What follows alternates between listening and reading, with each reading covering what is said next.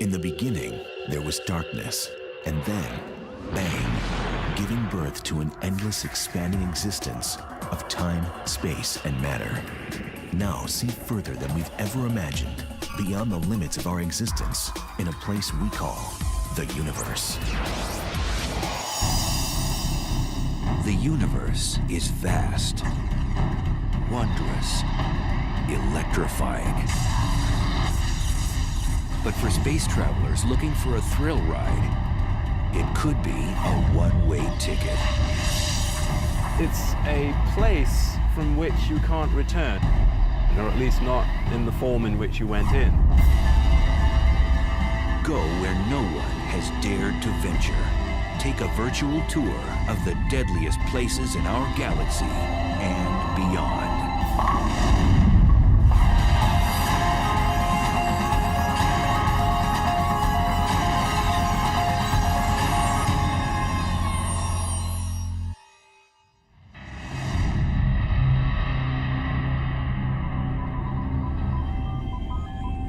It's the ultimate frontier adventure. Space travel.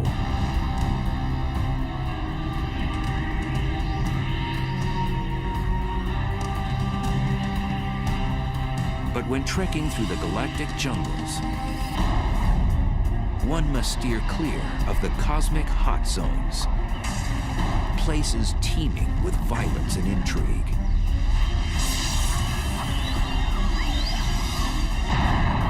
There are dangerous places, certainly very energetic phenomena that are a lot more powerful than atomic bombs being detonated, infinitely more powerful. The universe does seem to be a very violent place. It seems to have been born in a violent explosion called the Big Bang, and there's all sorts of violent processes going on.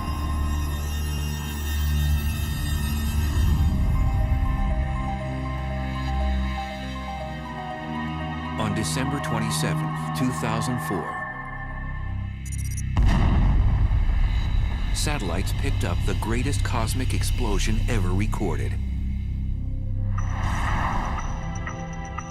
A blast 30,000 light years away, which had the power to briefly alter our planet's upper atmosphere.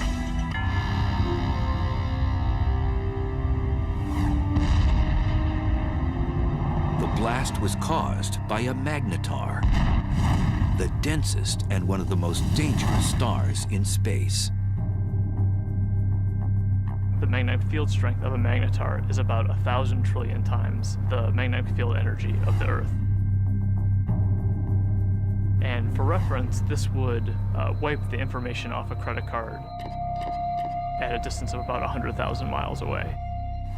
Now this distance is sort of half the distance to the moon, so it's very nearby by astronomical standards. These mischievous stars have the strongest magnetic field in the universe. Scientists have confirmed 12 of these rare stars in our galaxy, and there may be more.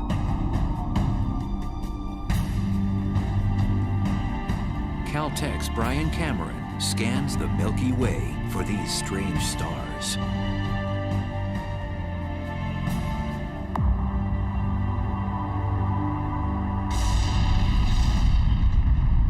Magnetars are a special class of neutron stars with ultra-strong magnetic fields, the densest form of matter in the universe.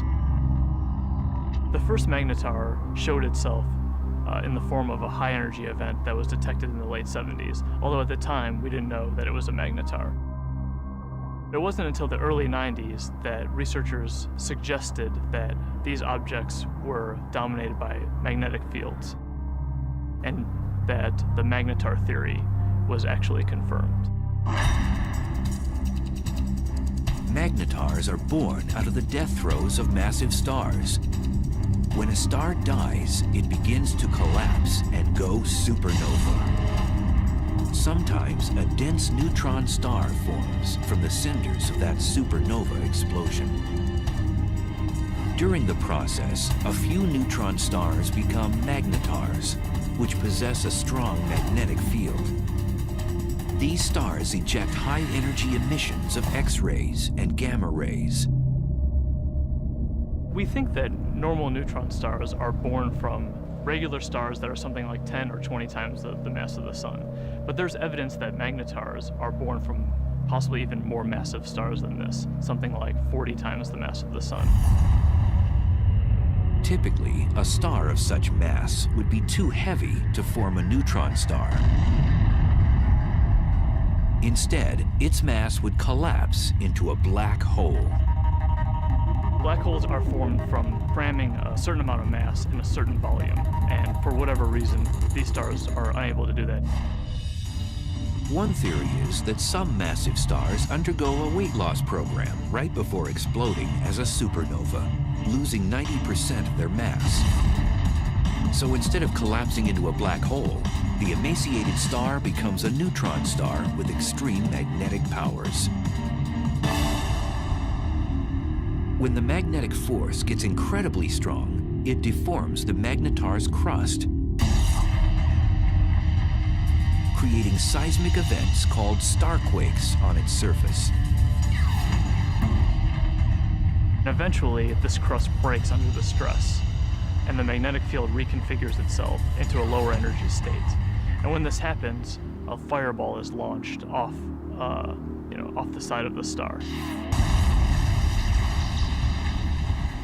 So starquakes on neutron star surfaces are thought to give rise to these giant flares that we see.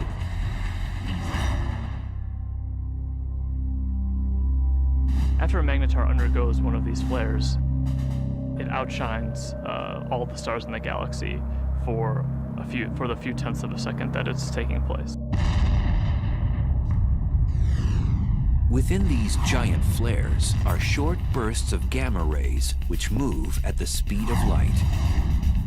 The giant flares from magnetars are gamma ray bursts. They're very short in duration, less than a second, and have very hard X-ray spectra compared to another class of gamma ray bursts. If a deep space traveler veered off course and was unlucky enough to pass within 700 miles of one of these massive objects, the consequences would be horrific. The magnetic field of the magnetar can literally warp the atoms in human flesh, and its gravitational forces would tear a person apart.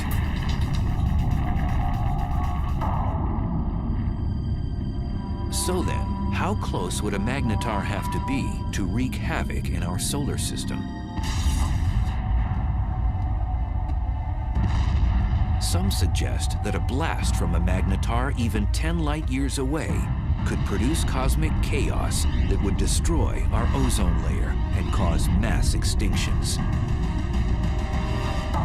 The chances of that happening are so low that, they're completely implausible. It would be no different than a regular star passing through the solar system. And we know that the regular star has not passed through the solar system since the solar system formed.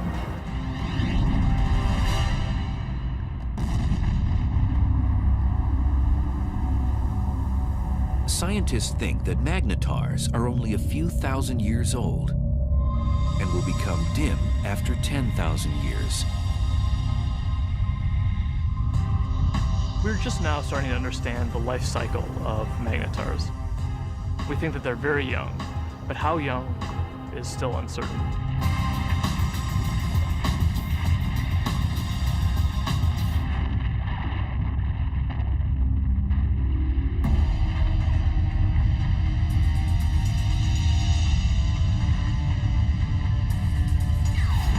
In addition to magnetars, satellites and ground-based observatories have been picking up other violent things in space. Scientists have now confirmed the existence of a phantom-like force that's so strong that it might very well be the most vicious phenomenon in the universe.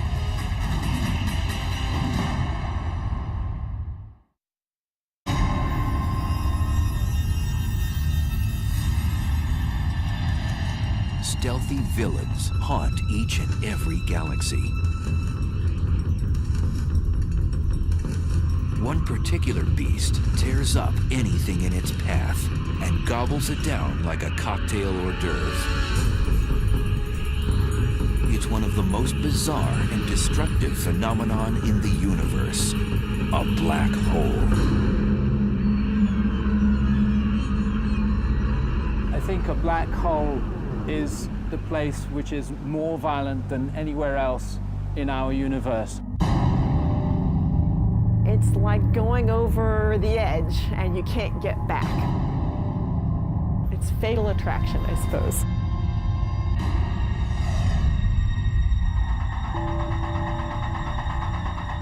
A black hole is a region of space where the pull of gravity is so immense that nothing can escape it, not even light.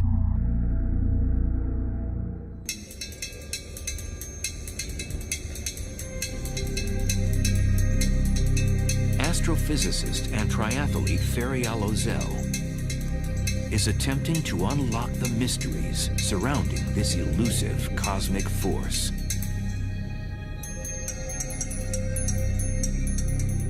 In a black hole, the gravity is so strong that no other force can compete with it, so everything collapses to a single point.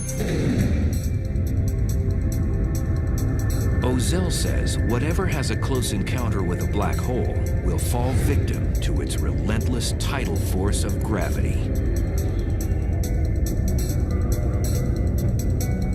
Imagine you're swimming in a pool and there is no current. You can go whichever direction you want. Now imagine you're taken out of this pool and you're in a river. Imagine a current that is much, much, much stronger. That the only direction that you could go would be with this current. The space around the black hole acts like this wild river. You could never fight this enormous drag that you feel.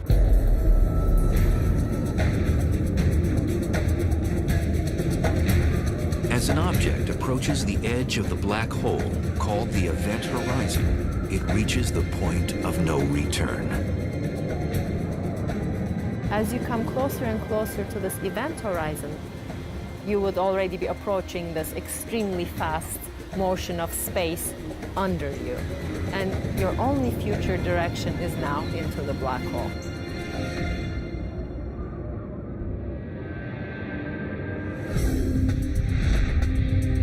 The idea of the black hole as a whole sometimes can be a little bit confusing. What it really is, in some sense, it's a place from which you can't return, or at least not in the form in which you went in.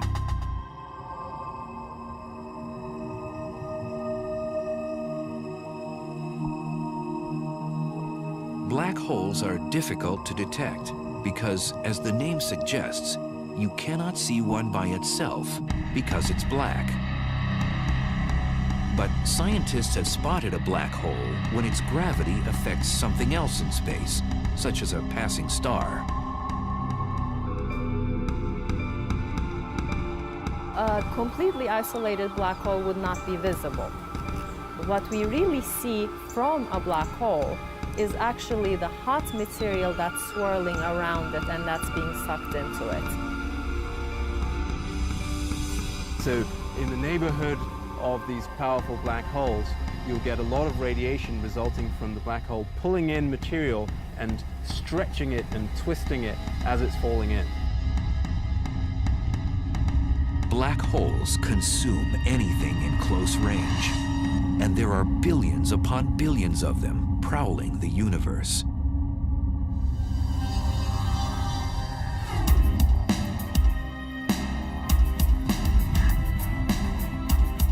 Astrophysicist Andrea Ghez is one of the world's leading black hole hunters.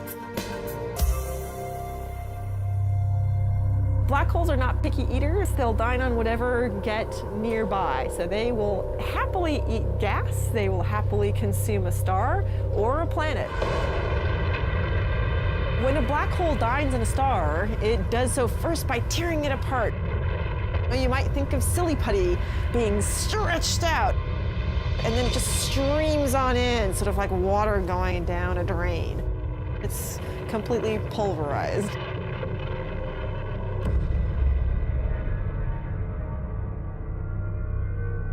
Black holes are produced, we believe, by the collapse of the core of a massive star, something like 25 or 30 times the mass of the sun or more. When it comes to the end of its lifetime, a massive star burns its core all the way past helium, carbon, nitrogen, oxygen, all the way to iron, which has no more nuclear fuel. And when that iron core builds up to a certain mass, there comes a point where it can no longer support itself, and the core will collapse all the way to a black hole, producing at the same time a supernova.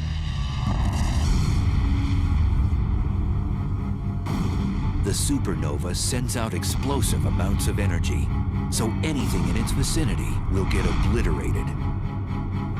Then the remnants of the explosion fall into a newly formed black hole. And it seems the key to the black hole's allure is gravity. Gravity will pull things around, just like the sun's gravity pulls the planets around.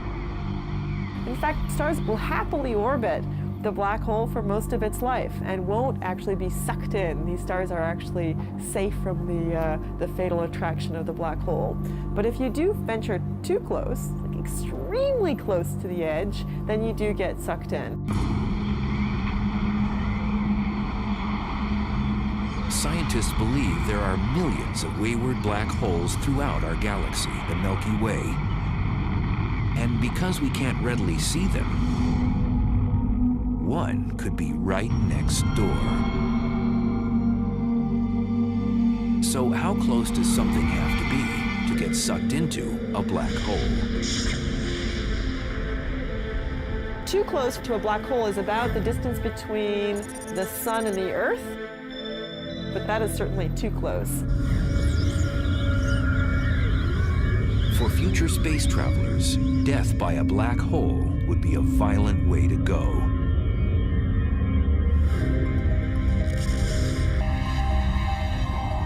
The method by which a black hole could kill you depends on how big the black hole is.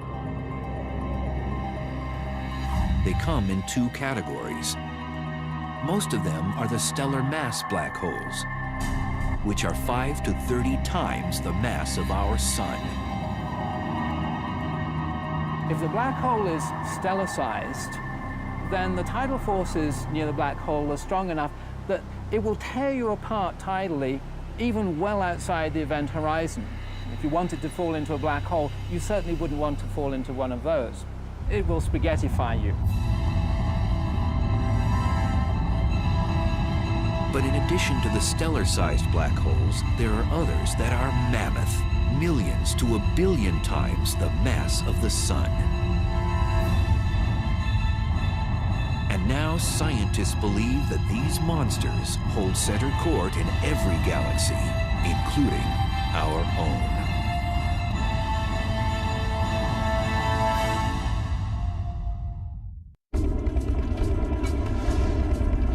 Black holes. They're one of the most mysterious and potentially dangerous oddities in space. A black hole has a ravenous appetite. It sucks in everything in its path and spits out what it doesn't devour. And now scientists have discovered there are supermassive black holes, which are millions of times bigger than their stellar mass cousins.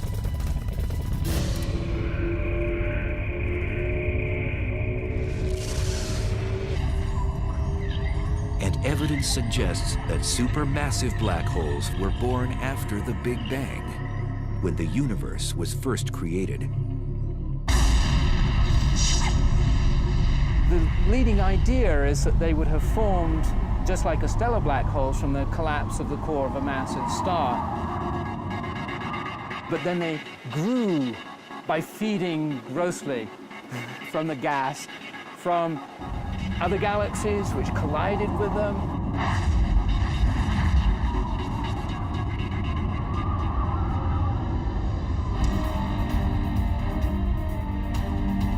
Scientists have discovered that these black ogres wield their power in the center of galaxies. The supermassive black holes are at the center of the galaxy, most likely because they're the most massive object within the galaxy. Massive objects tend to sink to the middle, so you'll always find them at the center of a galaxy. For a long time, scientists didn't think a supermassive black hole existed in our neck of the universe, the Milky Way.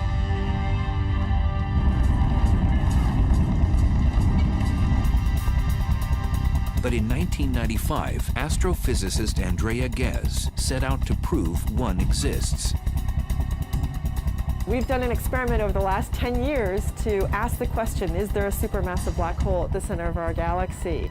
And the way we did this experiment is to use the motions of stars at the center of our galaxy to test whether or not there's a large amount of mass inside a very small volume. And that's the proof of a black hole.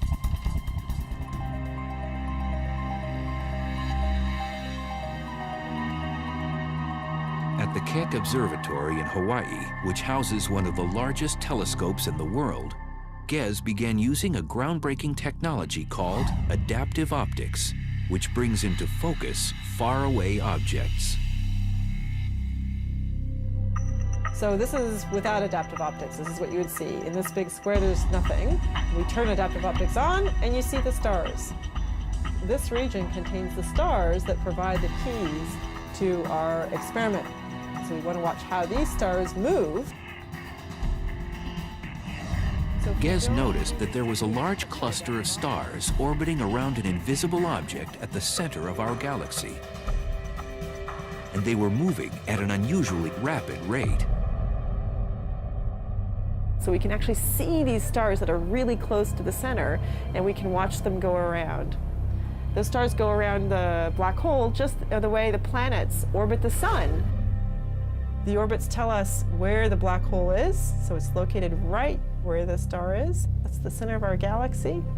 And the details of exactly how fast these stars are going around and how tight the orbits are tells us the mass of the black hole, which we think today is 4 million times the mass of our sun.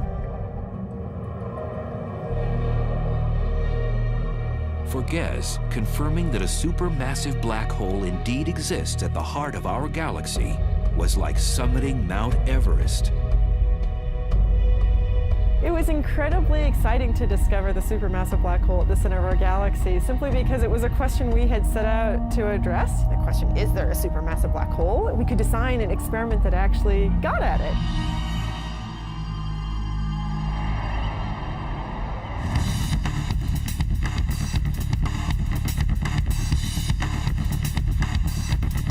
Astrophysicist Andrew Hamilton says death by a supermassive black hole would be much different than by its smaller stellar mass relative.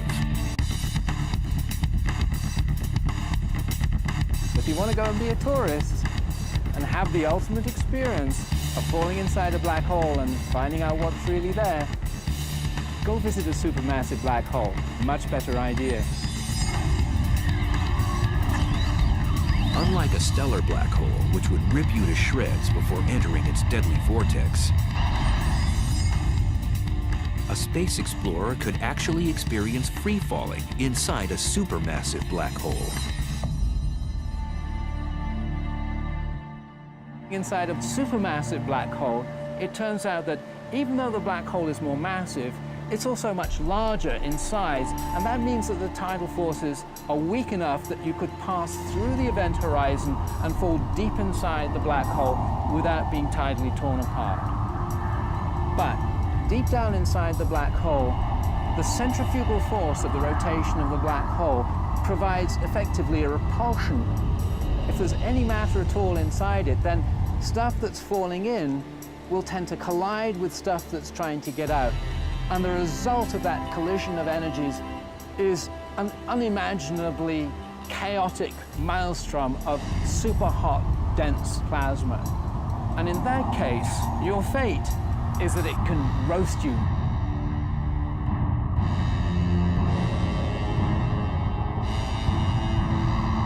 So how close would space travelers have to be to get sucked into a supermassive black hole in the center of a galaxy? For a supermassive black hole, you would have to be about 1 million to 1 billion miles from the black hole to feel its influence.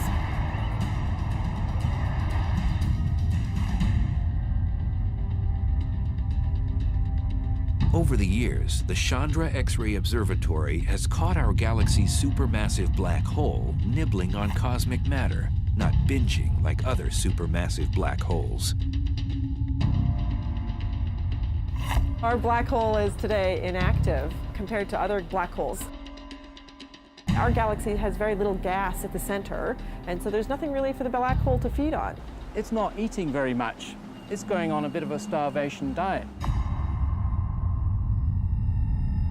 Our galaxy's supermassive black hole appears to be fasting. This is partly due to the fact that as a galaxy ages, less and less matter is present for it to gorge on. But in the future, it might be quite a bit more active if it ever gets a fresh supply of gas at its center to feed off of. One way to rejuvenate our supermassive black hole's appetite is to collide with another galaxy. Sound implausible?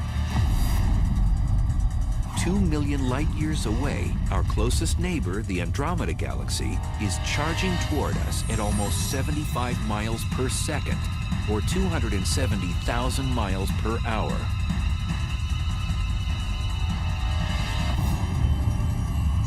In the future, scientists predict the two galaxies will collide. And upon impact, the larger galaxy may engage in one of the most primitive acts known in the universe.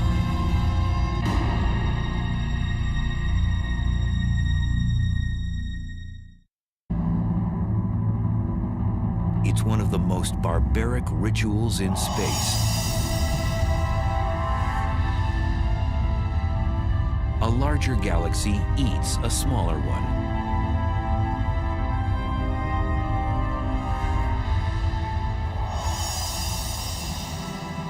The scenario isn't a science fiction writer's fantasy. It's a cosmic reality. It's called galactic cannibalism.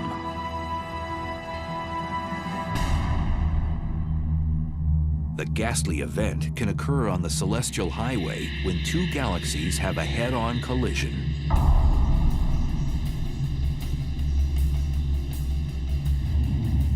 Both eventually meld together in a less than harmonious merger.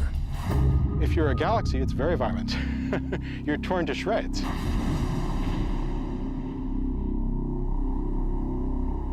Joshua Barnes studies galaxy mergers. Acting like a crime scene investigator, he admits his research is a bit like inspecting a car crash. Imagine that you come across the scene of a car crash.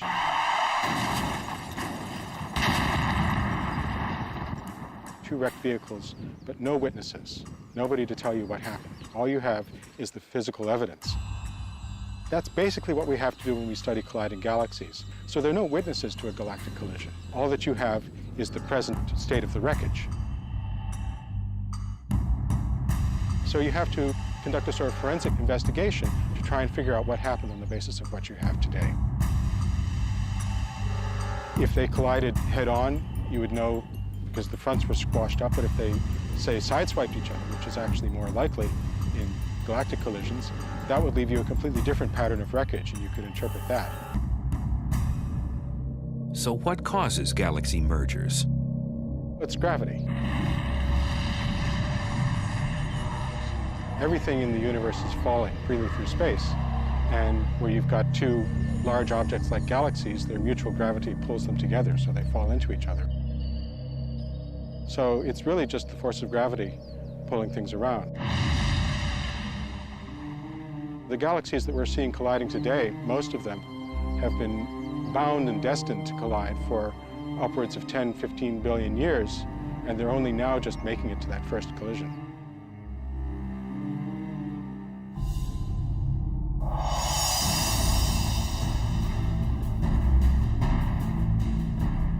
Our own galaxy, the Milky Way, is moving toward our neighbor, Andromeda.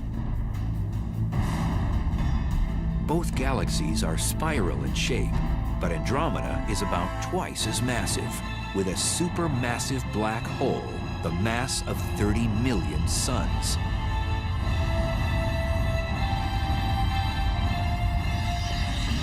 It'll look a lot like a dance.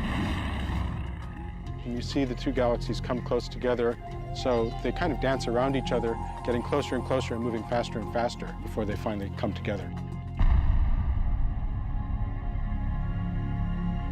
But at the point of impact, these galactic dancers will do more than pirouette. Each one has a spiral disk of stars, and then surrounding that, a halo of dark matter, invisible material that we can detect by its gravitational field. These two dark halos, which are much larger, will overlap as the galaxies pass by. Eventually, as the two galaxies spiral around each other closer and closer, you can no longer distinguish them as separate systems, and finally the nuclei merge.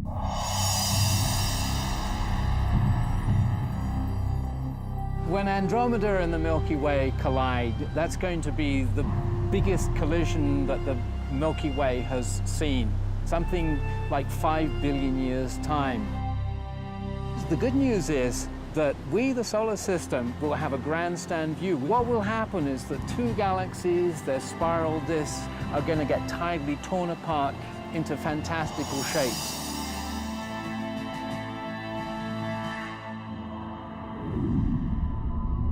When the disks start to get close to each other, they'll throw off long streamers of stars, so-called tidal tails.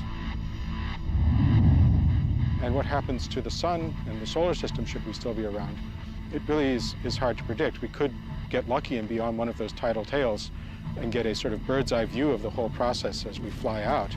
Or we could get thrown into an orbit plunging towards the center of the merging galaxies. There's basically no way to say.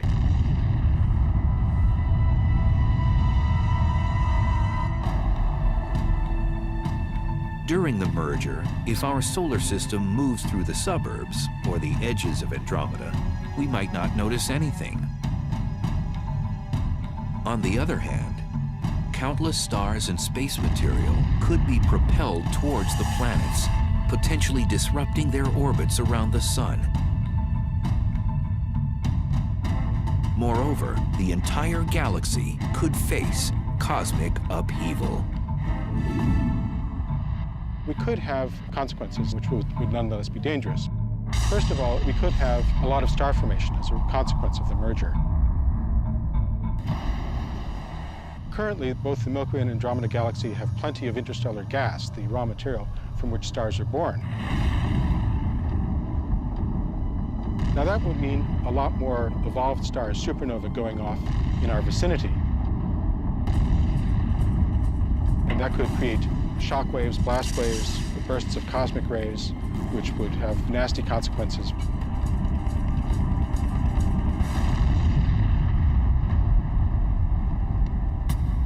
After the merger, the fate of our solar system is uncertain, as the supermassive black holes of Andromeda and the Milky Way vie for power in the newly jumbled galaxy.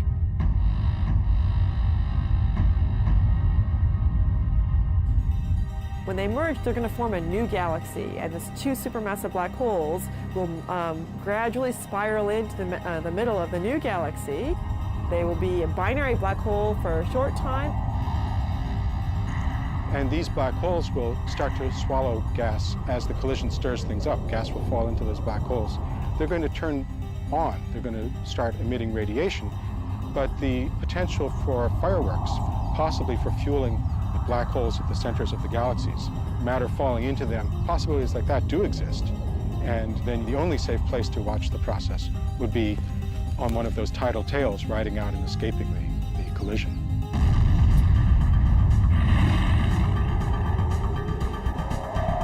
some scientists think that Andromeda's larger supermassive black hole will eventually consume the Milky Ways.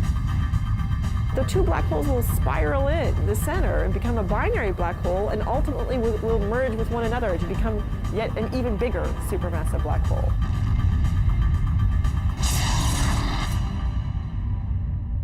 So a small galaxy colliding with a large galaxy is likely to be dominated by the larger galaxy. It'll essentially have most of its material absorbed by that galaxy and become subsumed into it.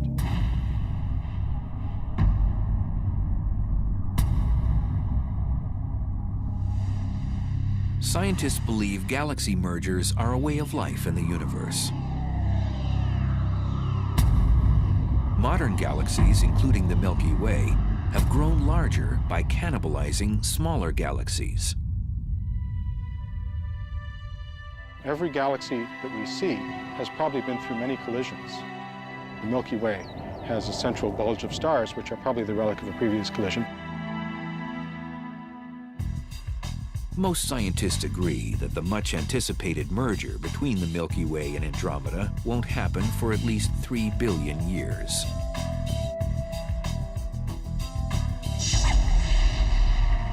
But there may be more immediate dangers in space. In cosmic neighborhoods millions of light years away, there are hyperactive galaxies that have become the big bullies on the block.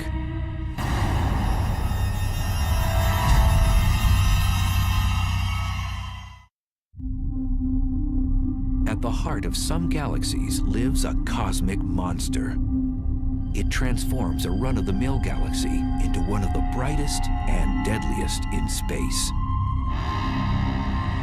Quasars are peculiar objects, each powered by a supermassive black hole that continually swallows large amounts of matter, 10 to 20 stars every year. At the core of these objects lives a very large black hole. And the role of that black hole is to actually generate a huge amount of energy.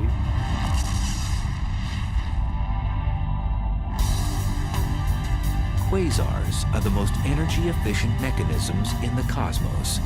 They give off more power than 100 normal galaxies.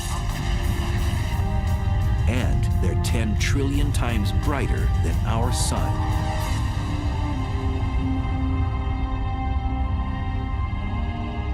So how are quasars created in the universe?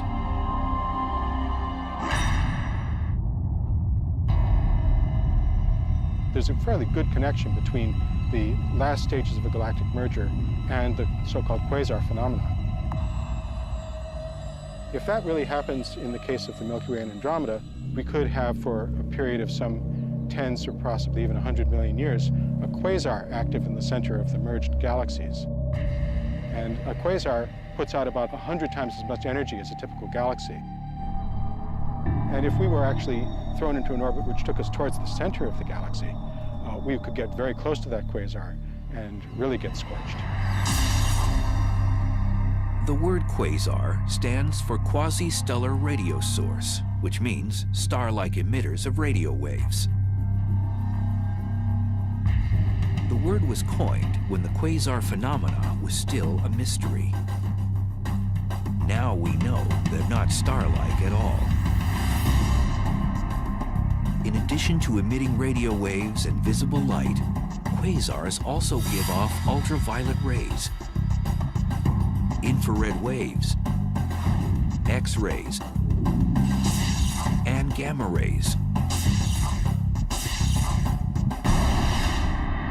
All deadly if something or someone gets too close. A quasar is a supermassive black hole at large distance that is active. It's powerful, it's emitting light, and we can observe it in many wave bands. Quasars were first discovered in the 1960s, but as radio telescope imaging got better, astronomers discovered that some of those quasars also have powerful jets beaming out of them. These particular quasars are called blazars, probably some of the most violent phenomena in the universe.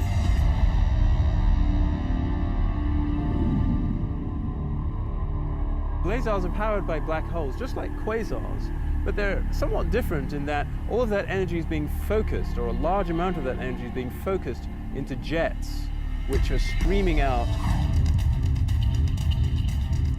A blazar's aggressive plasma jets produce radiation in the form of radio waves all the way through the spectrum up to high-energy gamma rays.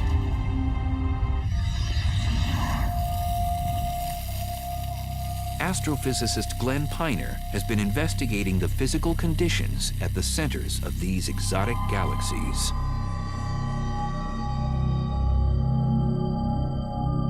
We can use this fountain to visualize the geometry of a blazar.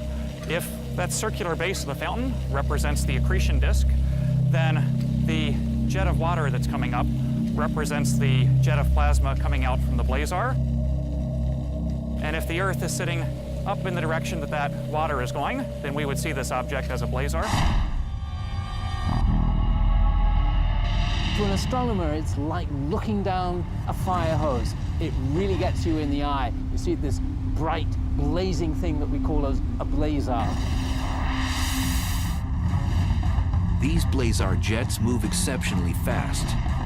The fastest observed move at 99.9% the speed of light. If you were to take a small object like this bowling ball and you wanted to accelerate it up to 99.9% of the speed of light, you would have to give this bowling ball all the energy produced in the world for an entire week to accelerate it to that speed.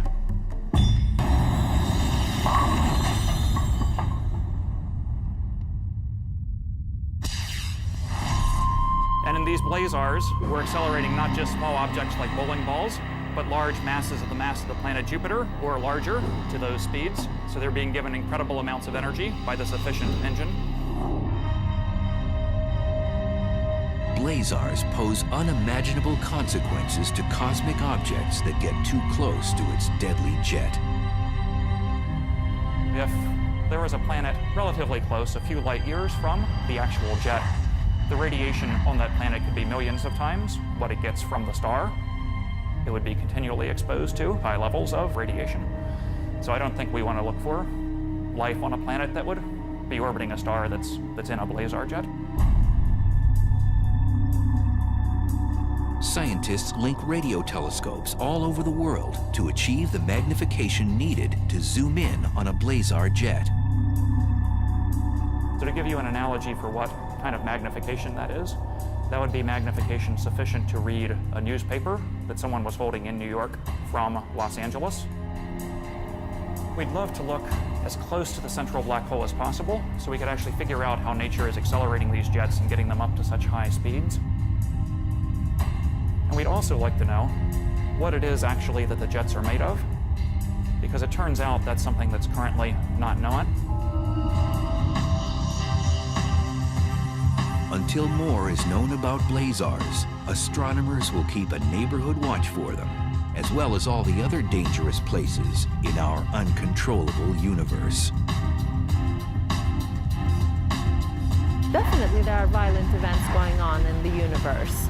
Much, much more energy than we can even imagine on Earth. There are trillions of suns shining all at once. Those are the kinds of energies that we're talking about.